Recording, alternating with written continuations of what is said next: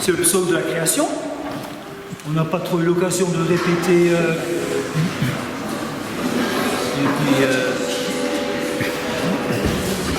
voilà.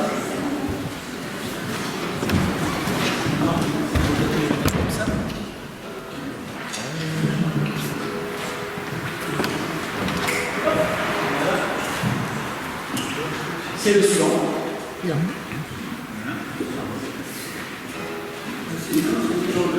Toujours le même. Ah, oui. Ah voilà. C'est ça. Vous le connaissez?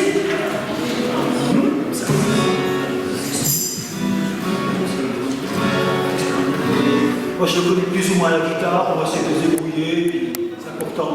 C'est le cœur. Par les cieux devant toi, splendeur et majesté, par l'infiniment grand, l'infiniment petit, et par le firmament, ton manteau étoilé, et par terre le soleil, je le dis, mon Dieu, tu es grand, tu es beau, Dieu vivant, Dieu très haut, tu es le Dieu d'amour. Mon Dieu, tu es grand, tu es beau, Dieu vivant, Dieu très haut, en toute création.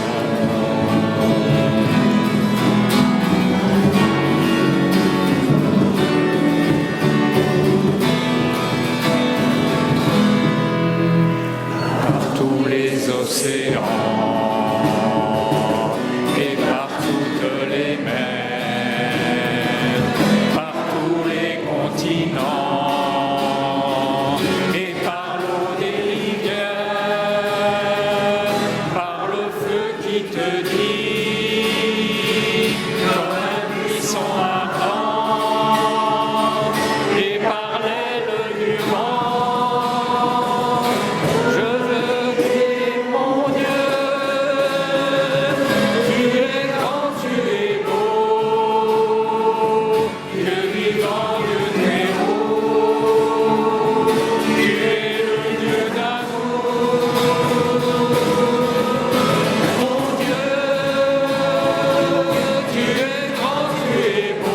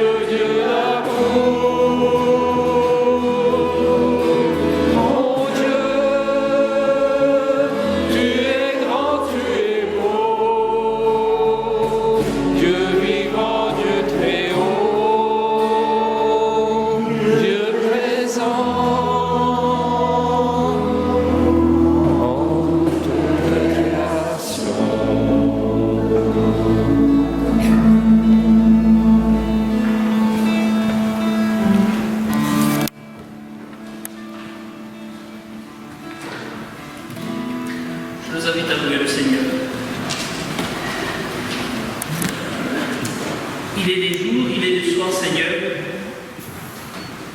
Ta création nous surprend par sa beauté. Il est des jours, il est des soirs où des peupliers se courbent avec une belle élégance, où la rivière s'habille de tels reflets que notre respiration s'arrête un instant et une voix murmure en nous. Mon Dieu, c'est trop beau. Est-ce toi, ô Dieu, qui l'as voulu ainsi? Seigneur, il est le soir où la brise est si légère et les premières étoiles si discrètes que, retenant notre souffle et fermant les yeux, nous nous disons: est-ce toi, Seigneur, qui passe en cet instant? Avec le psalmiste, nous nous émerveillons en disant: Éternel, que ton nom est magnifique sur toute la terre. Ils sont si rares, ces instants de plénitude, et si ténus ces signes de ta présence, ô notre Dieu, que nous t'adressons cette prière. Accorde-nous, Seigneur, de percevoir ta présence dans la beauté de ta création. Accorde-nous, Seigneur, de percevoir ta gloire dans l'infiniment grand et l'infiniment petit. Accorde-nous de discerner ton reflet dans les rayons obliques du soleil couchant et tes traits dans la trajectoire si précise de l'hirondelle, afin que jour et nuit, nos bouches chantent tes louanges. Loué sois-tu, Seigneur. Amen. Amen.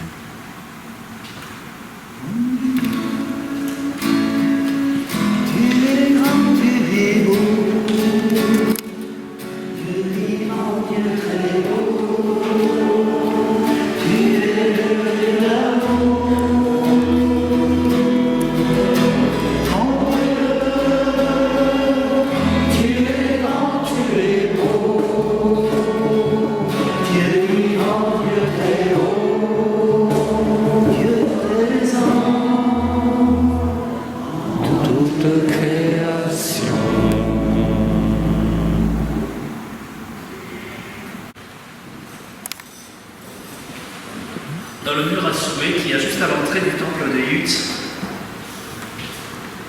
deux choses ont attiré mon attention. La première, c'est le verbe planter. Planter. Planter, disait la personne qui l'a écrit. Et la deuxième, c'est une phrase un peu étrange. Ah bah la tondeuse. Je paraphrase, hein, j'ai pas retrouvé la forme exacte.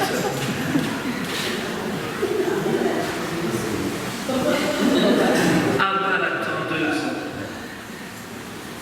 C'est avec ces deux invitations, à la limite, que je vous invite à écouter ce que le Seigneur a à nous dire cet après-midi.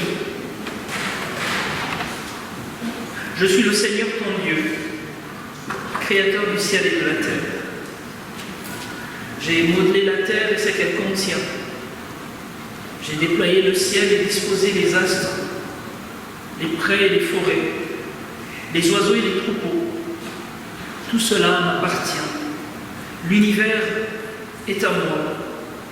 C'est moi qui t'ai placé dans le pays que tu habites.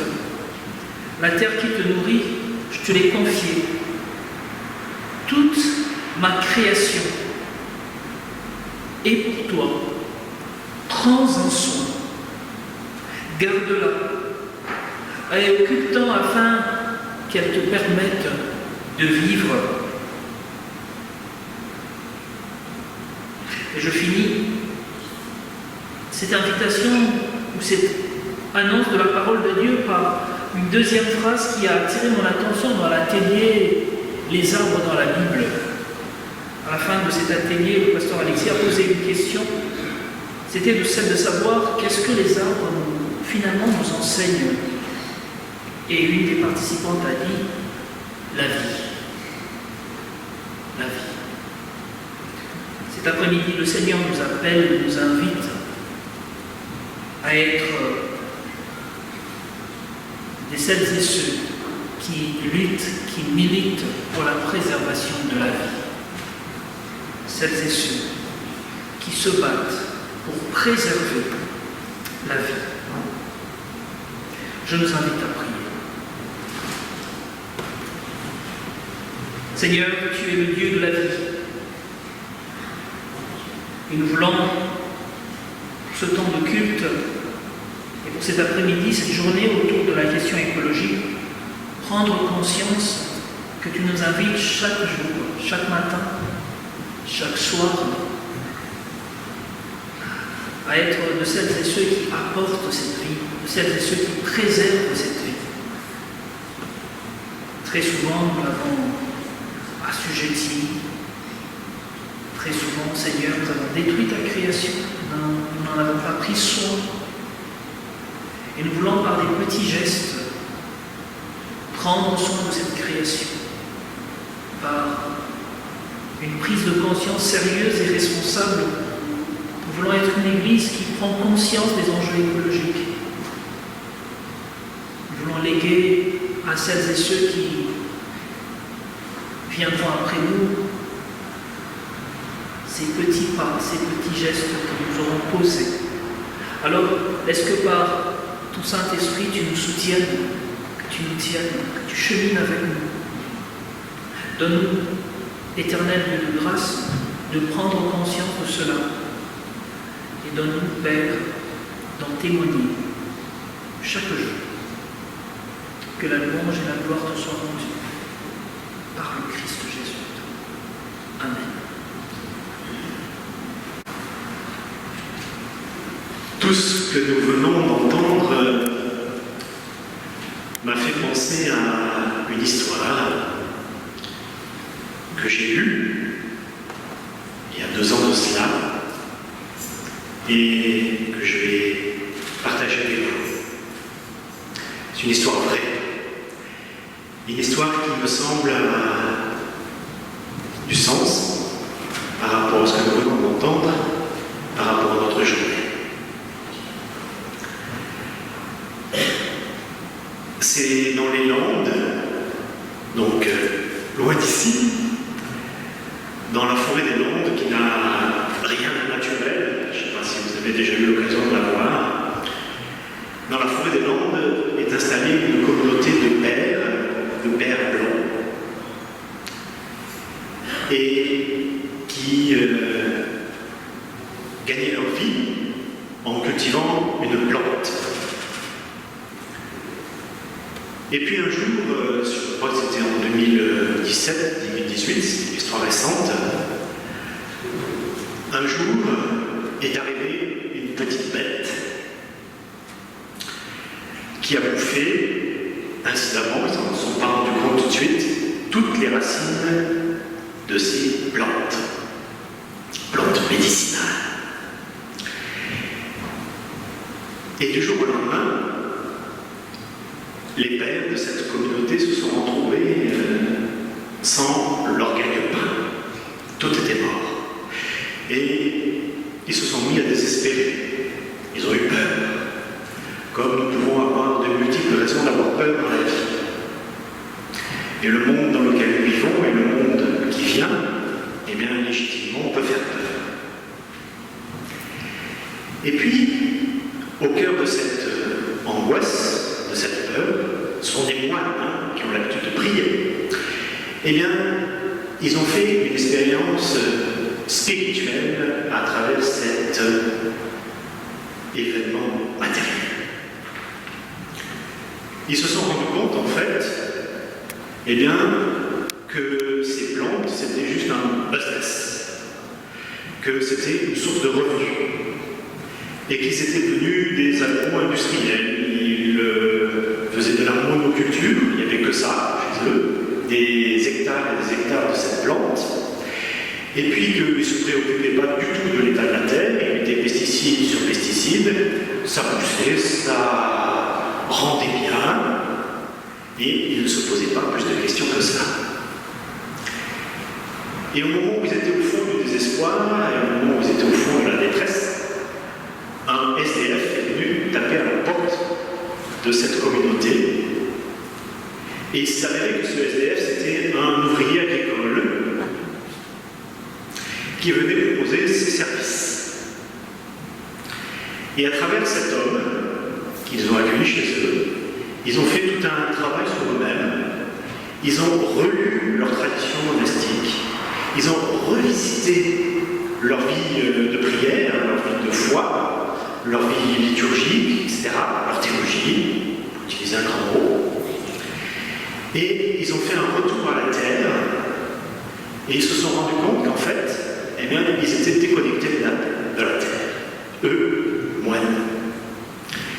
Et ils sont mis à faire de la polyculture et ils se sont rendus compte qu'en fait, leur terre, elle était morte.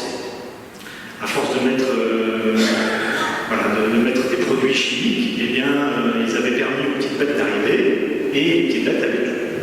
C'était juste l'étape finale du processus. Et en fait, ils se sont mis à faire de l'agriculture bio. Et le père Abbé, je trouve qu'il y a un très beau témoignage parce qu'il raconte que l'écologie, comme ça peut être le cas sans doute pour quelques-uns d'entre nous, l'écologie c'était pas du tout son truc. Mais alors, pas du tout. Mais il s'est dit, mais quand même, il faut que je fasse quelque chose. Et à travers donc, cette préoccupation matérielle, eh bien, ils ont vraiment fait un cheminement. Ils sont mis à faire de l'agroforesterie, ils sont mis à planter des arbres au milieu de leur champ. Ils sont mis à faire du bio, ils sont mis à mettre du fumier au lieu de mettre des pesticides, et leur terre est revenue à la vie.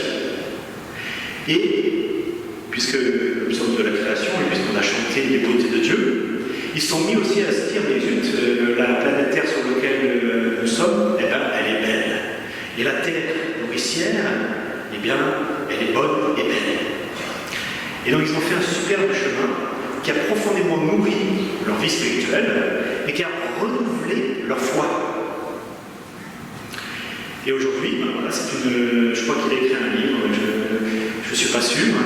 En tout cas, voilà, ils ont fait tout un travail et qui a profondément renouvelé leur vie communautaire et leur vie de foi. Et j'ai pensé à cette histoire-là, j'ai pas dû penser spontanément à vous la raconter, mais en écoutant ces textes bibliques, en écoutant ces chants, et en vous écoutant et en partageant cette journée avec vous, eh bien c'est cette histoire qui m'est venue en tête et j'avais envie de vous la partager avec vous. Pourquoi ? Eh bien parce que je crois que cette histoire, évidemment, peut nous inspirer. Elle peut inspirer moi, elle peut inspirer chacune et chacune d'entre nous. Comment, alors évidemment, nous, on n'est pas, pour la plupart d'entre nous, aux prises directement avec le travail de la terre.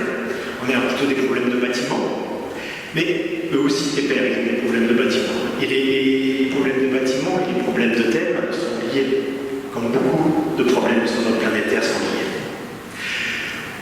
Je le disais, le monde dans lequel nous vivons et le monde vers lequel nous allons fait peur et a de bonnes raisons de faire peur.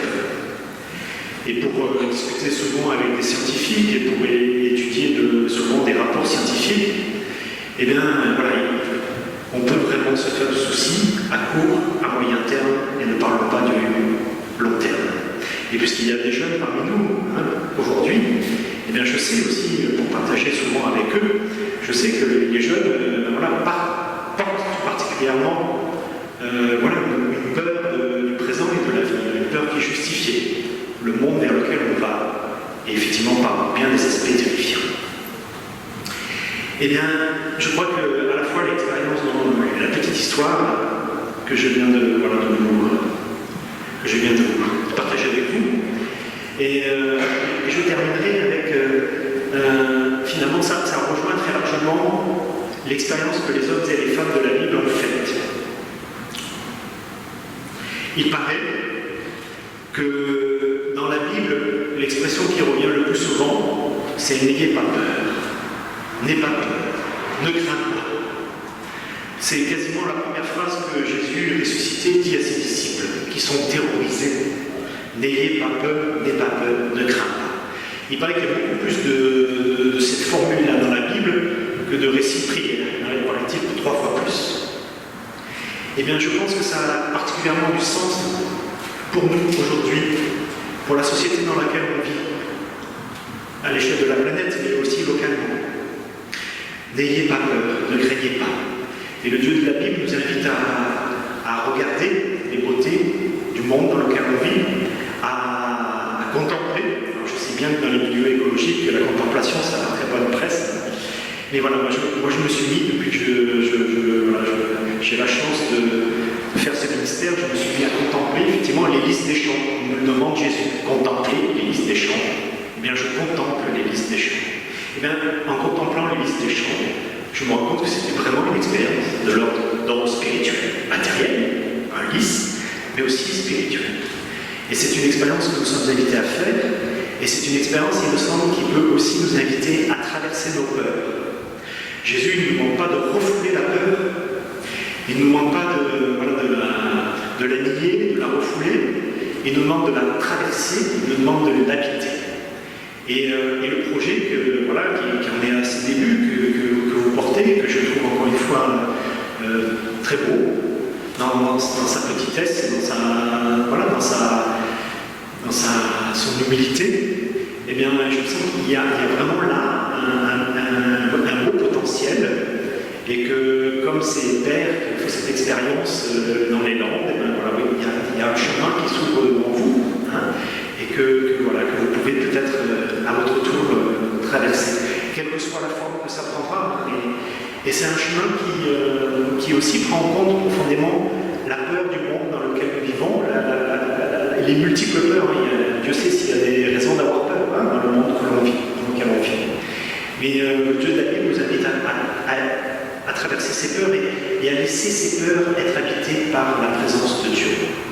La présence du Dieu créateur. Et vraiment, cette fois-ci, je terminerai. Daniel m'avait demandé un texte biblique, donc je n'ai évidemment pas oublié. Mais il y a quand même un texte biblique, et je termine avec ça, moi, qui me porte à titre personnel de plus en plus. C'est ce passage dans la lettre de Paul aux Romains, où il est dit que rien ne nous séparera de l'amour de Dieu manifesté dans Jésus-Christ. Et bien, je crois que c'est ça l'espérance fondamentale, l'espérance comme l'a dit Maximilien, de la vie. L'espérance de la vie qui est toujours plus forte que la mort. Et je crois que c'est quand même, en tant que chrétien, notre responsabilité d'être témoin dans ce monde de cette vie qui est plus forte que la mort. Et le Dieu de la Bible, c'est le Dieu de la vie. C'est le Dieu de la vie qui est plus forte que la mort, et c'est le Dieu qui nous habite à traverser, à habiter nos peurs, la première d'entre elles, la mort, à habiter nos peurs et à rentrer dans une dynamique de vie, une dynamique d'espérance et de confiance. Et voilà, c'est tout un beau chemin, et c'est les vœux que j'exprime pour ce projet Église verte qui nous réunit aujourd'hui.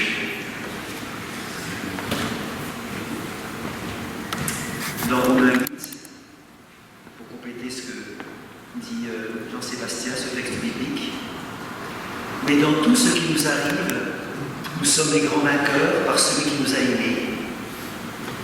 Oui, j'en suis sûr, rien ne pourra nous séparer de l'amour que Dieu nous a montré dans le Christ Jésus, notre Seigneur.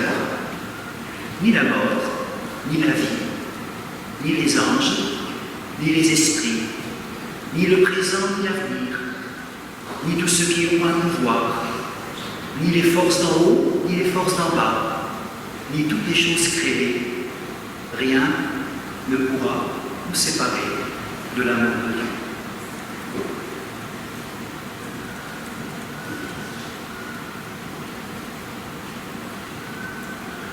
Je vous invite à quelques instants de silence et à réfléchir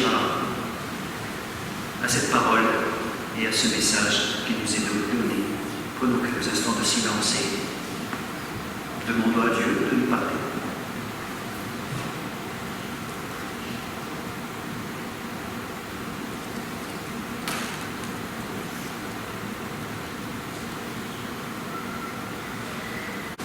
Avec notre grande chorale, ce matin, on a eu l'occasion d'apprendre ce chant.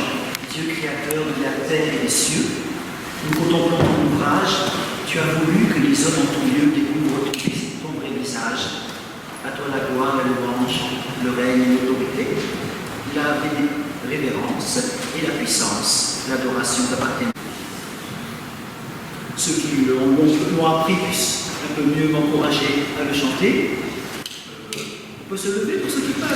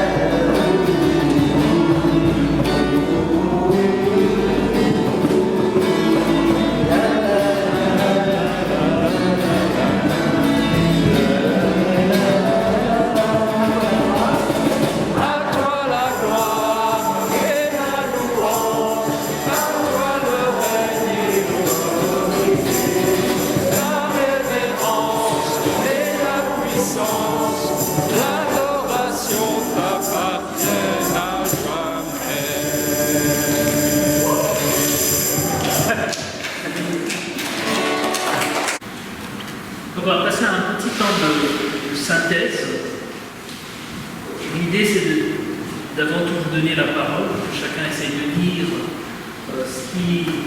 quelles sont les informations recueillies dans différents ateliers.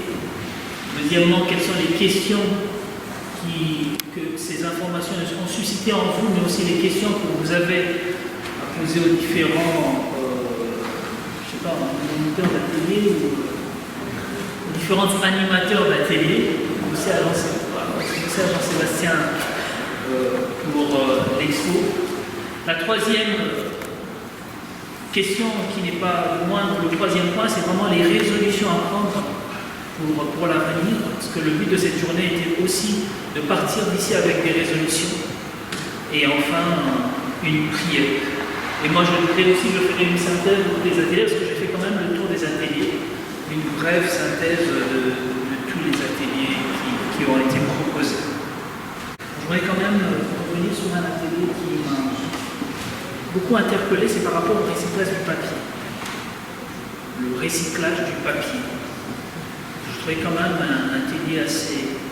Tous les ateliers étaient intéressants, cela dit, mais il y a un tel travail à faire qu'il faut vraiment être motivé pour le faire. Il faut au-delà de la motivation, j'ai envie de dire qu'il faut prendre conscience de ce qu'implique un papier industriel. En passant dans l'atelier de recyclage du papier, je me suis dit, je préfère encore faire le tri dans mes poubelles entre ce qu'il y a entre le verre, c'est ça, et le compostable et l'autre, parce que s'il faut en contrepartie fabriquer ses propres feuilles, je ne sais pas si j'aurai encore le temps pour faire les visites.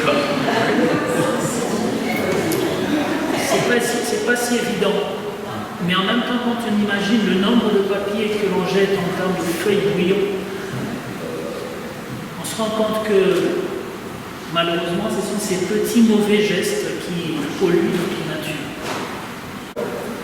Concrètement, que pouvons-nous faire? En tant qu'Église, en tant qu'individu, oui. Suite aux dernières élections présidentielles, et en voyant le résultat, je me suis dit, beaucoup au commun, et du coup, je me suis dit, qu'est-ce que moi je peux faire de plus par rapport à avant? Et c'est ce qu'on pose peut-être chaque année, et voilà. Et j'ai pris la décision de davantage laisser ma voiture au garage et de marcher. Et en fait, la différence, même en termes de plein d'essence, elle est énorme. Parce qu'avant, je faisais le plein à peu près une fois toutes les semaines, toutes les 2 semaines, et maintenant je fais une fois par mois. Et aussi, avec l'application Google Maps, on peut voir est-ce qu'on peut faire ce trajet à pied ou pas. Et par exemple, je me suis rendu compte qu'en fait, je peux aller à l'église à pied, c'est faisable. Et je l'ai déjà fait. Et puis voilà, ça c'est une application qui aide aussi à évaluer est-ce que vraiment c'est faisable ou pas. Voilà, nous avons posé des questions en rapport avec l'environnement, avec l'écologie. Ce matin, Stéphane et moi, désolé, nous n'avons pas pu interroger tout le monde. Voilà. Et on a essayé de faire une petite synthèse de ce qu'il en découlait, les mots importants, on va dire. Alors, il y a le respect de la création, notre mission, respecter cette création qui nous a été donnée par Dieu, transmission aux jeunes générations, héritage pour les générations futures, le bien-être, le respect, une phrase chrétienne de tous les pays, unissez-vous, prendre conscience, il faut cultiver notre jardin, donc une phrase de Voltaire qu'on nous a citée, l'espérance, le courage, agir, allons à la suite du Christ jardinier. Voilà, un petit témoignage.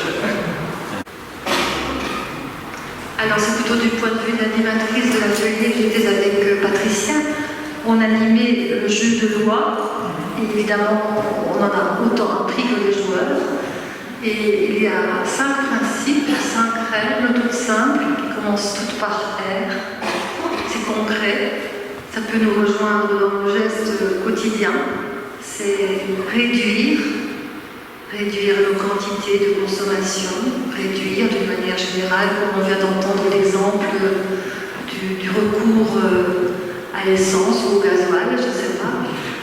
C'est refuser peut-être tout ce qui nous est proposé à la consommation et dont on n'aurait peut-être pas forcément besoin. C'est réutiliser, c'est recycler et c'est rendre à la terre. Donc, compost. Voilà, donc les 5 R, c'est du concret.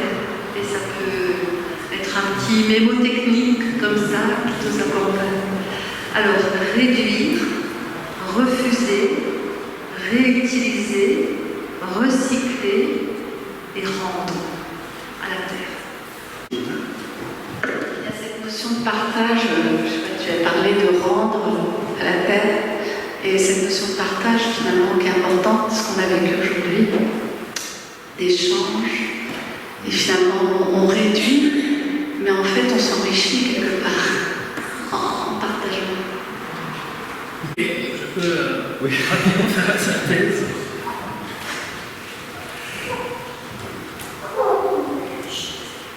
Une des définitions assez basiques de l'écologie, c'est le rapport qui entre, ou la relation qui est entre les êtres vivants avec leur environnement.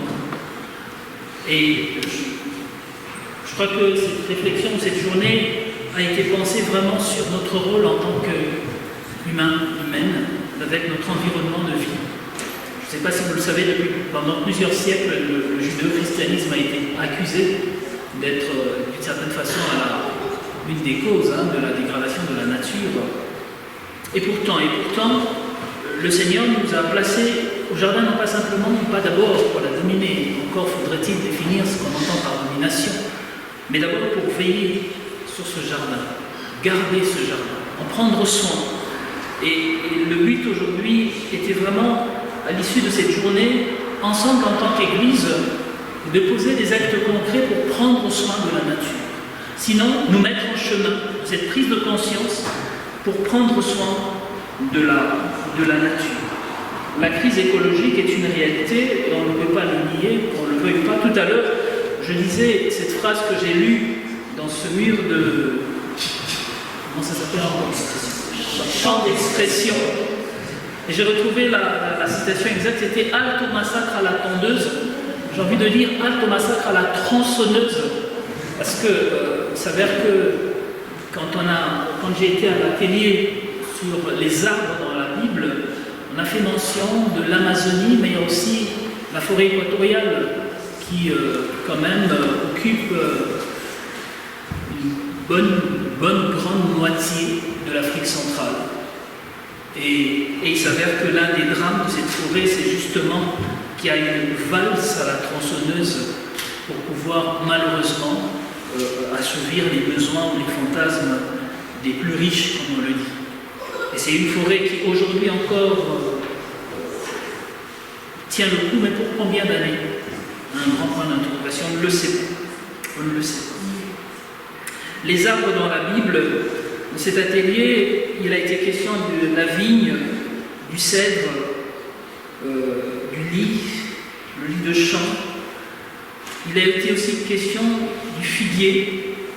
Mais autour de tous ces arbres qui ont une diversité de symboliques, le point commun était plutôt la question de la vie ou la notion de la vie. Le Seigneur nous invite vraiment à préserver la vie, à garder la vie, à être aussi d'une certaine façon les créateurs de cette vie, donner cette vie, fructifier, disait-il au livre de la Genèse.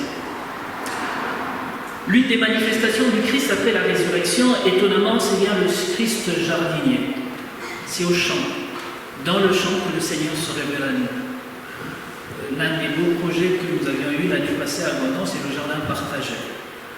Puisqu'au jardin, comme autour d'un puits, la parole est libérée. Et Christ, quand elle rencontre la femme au jardin, l'une des choses qu'il fait justement, c'est de libérer une parole, d'adresser une parole de paix, une parole de vie.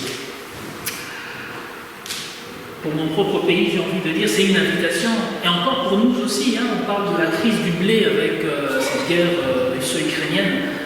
C'est peut-être une invitation pour tout un chacun de nous de réfléchir sur la nécessité d'avoir un petit carré potager. Qui sait, peut-être que ça servira dans les mois à venir. Qui sait. Ensuite, il y a eu l'atelier sur la Bible journalique. C'est ça, Bible journalique. Je ne sais pas, je le dis en français parce que je ne suis pas un bon anglophone. Où Fabienne R a invité tout un chacun de nous à faire un chemin à la découverte de chaque mot pour finalement déceler quel était le verset biblique, sinon le texte biblique à découvrir. Avec les catéchumènes, on a découvert le texte de l'évangile de Matthieu, chapitre 6, le verset 26, dans la suite des béatitudes, où le Seigneur finalement invite la foule à regarder le lit de chant et à prendre conscience de la beauté de ce lit de chant et à nous inviter les uns aux autres à finalement, comme le disait Jean-Sébastien tout à l'heure, faire confiance à la vie. Et faire confiance aussi à celui qui pourvoit de cette vie. Celui que la tradition hébraïque appellera Adonai Jireh, le Dieu de la provision. Parce que finalement, malgré toutes les petites actions que nous pouvons poser, actions tout du moins importantes, c'est le Seigneur qui fait croître, dira l'apôtre Paul. L'un sème, l'autre arrose, et c'est Dieu qui fait croître. Je crois quand même, dans ces questions écologiques, dans les bonnes intentions que nous pouvons avoir, les bonnes actions que nous pouvons poser, finalement le Seigneur vient, comme par miracle, faire croître et fructifier nos actions. Ce qu'il nous demande, c'est d'abord de commencer, de poser le premier pas, le pas de la confiance. Et lui vient soutenir la vie dans ce que nous faisons, comme nous posons comme action. J'ai parlé du champ d'expression. Je n'ai pas oublié un atelier. Il y avait l'atelier musique. On a aussi bien chanté que dansé. Chanter la vie, on l'a chanté tout à l'heure, l'hymne à la création. Et je voudrais finir avec le jeu de loi, tout ça. Avec ces 5 R qui pour moi est une belle synthèse de notre journée. Synthèse qui nous invite finalement aussi à avoir du courage pour poser ces actions, parce que prendre des résolutions c'est bien, mais passer à l'action c'est encore mieux. Première résolution, c'est de réduire.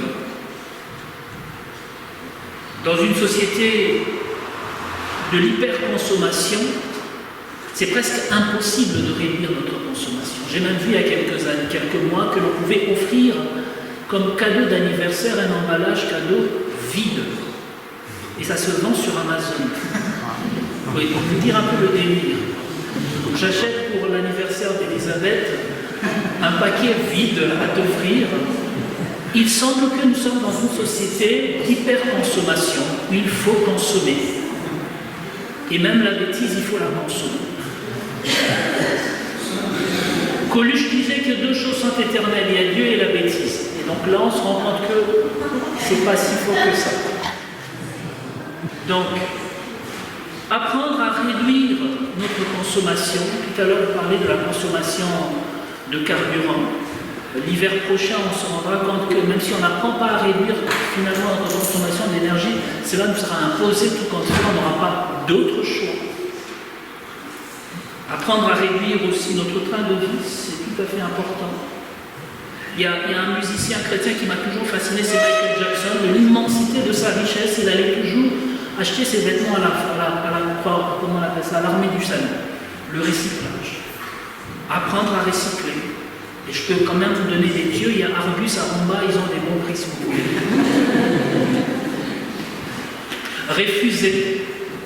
Refuser. L'apôtre Paul disait que tout m'est permis, mais tout n'est pas utile. C'est aussi de notre responsabilité de pouvoir refuser, de dire non. Et malheureusement, nous sommes dans une société où il est important de prendre position, de dire très souvent oui et d'être dans la masse. Et quand on n'est pas dans la masse, on est exclu. Un de mes enseignants me disait que la majorité n'a pas toujours raison. Et ça, il faut l'apprendre. Refuser, réutiliser. J'ai donné l'exemple du vestimentaire tout à l'heure. Aujourd'hui, sur la toile, et fort heureusement dans les centres commerciaux, il est aussi donné la possibilité d'acheter ce qui est presque, comment on dit ça, oui, presque à la date limite. Et on peut dans nos communautés aussi donner la possibilité de réutiliser autre chose. Je parle d'abondance parce que je connais mieux abondance. Il y a la zone de gratuité où nous donnons la possibilité aux uns et aux autres de donner une seconde vie à ce que nous avons. Seconde vie à ce que nous avons. Et ces petits gestes, ces petites choses peuvent être d'une grande utilité. C'est dans ce même élan qu'on peut recycler aussi. Et enfin, rendre à la terre. J'ai même envie de dire rendre à la terre la vie. Parce que finalement, nous sommes tous tirés de la terre. Nous sommes tous pris de la terre. Voilà. Et si une nouvelle journée, non pas simplement autour de l'écologie, mais une nouvelle journée interparoissiale et intergénérationnelle était possible, est-ce que vous serez encore prête à vous engager? Juste un petit geste à main levée. On prend des photos, avant de vous engager, mais sur toi si tu peux aller jusqu'au bout. J'ai pas trop bien vu. Bon, c'est bien. Vraiment, je voudrais vraiment dire grand merci à tout un chacun de nous.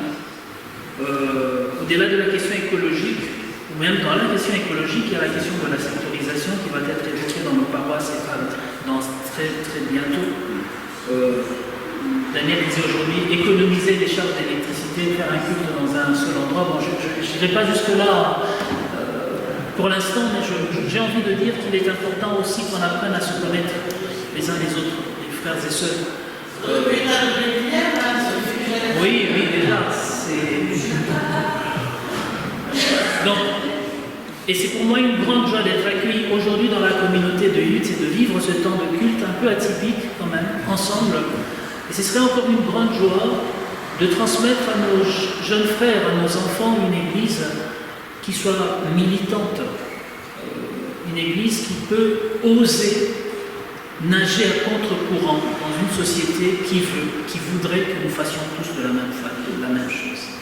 Pour moi, ce serait vraiment notre grande réussite. Que le Seigneur nous bénisse. Pour tes bienfaits, Seigneur, célèbre de nos cœurs un grand merci.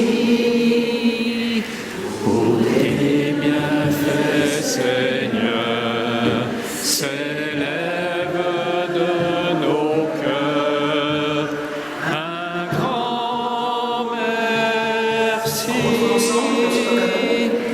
Pour tes bienfaits, Seigneur, s'élève de nos cœurs un grand merci. Pour tes bienfaits, Seigneur, s'élève de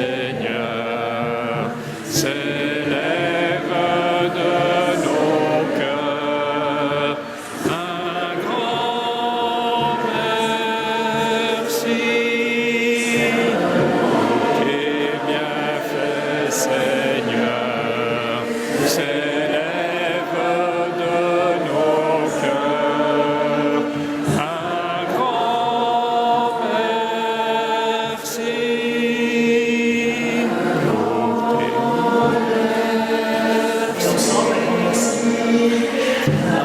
Pour tes un grand merci. Et ensemble, emportons devant toi, Père, tout ce qui peut nous préoccuper, ce monde et cette création. Et dans la joie d'avoir vécu cette journée, et en te confiant nos prochains, que nous aimons et celles et ceux qu'on a laissés, ensemble, d'une même voix, dans la confiance, nous te prions. Notre Père, qui es aux cieux, que ton nom soit sanctifié, que ton règne vienne, que ta volonté soit faite sur la terre comme au ciel. Donne-nous aujourd'hui notre pain de ce jour. Pardonne-nous nos offenses, comme nous pardonnons aussi à ceux qui nous ont offensés. Et ne nous laisse pas entrer en tentation, mais délivre-nous du mal. Car c'est à toi qu'appartiennent le règne, la puissance et la gloire, pour les siècles des siècles. Amen. Alors, On peut applaudir la paroisse de Lutz qui nous a accueillis, toutes les paroisses qui ont pu nous aider par différents moyens, par les repas et tout ce que vous avez pu apporter les uns les autres par votre présence. Un grand merci à Jean-Sébastien, merci aux jeunes qui nous ont aidés pour le service, et puis tous ceux que j'oublie. Voilà, en tout cas, on peut...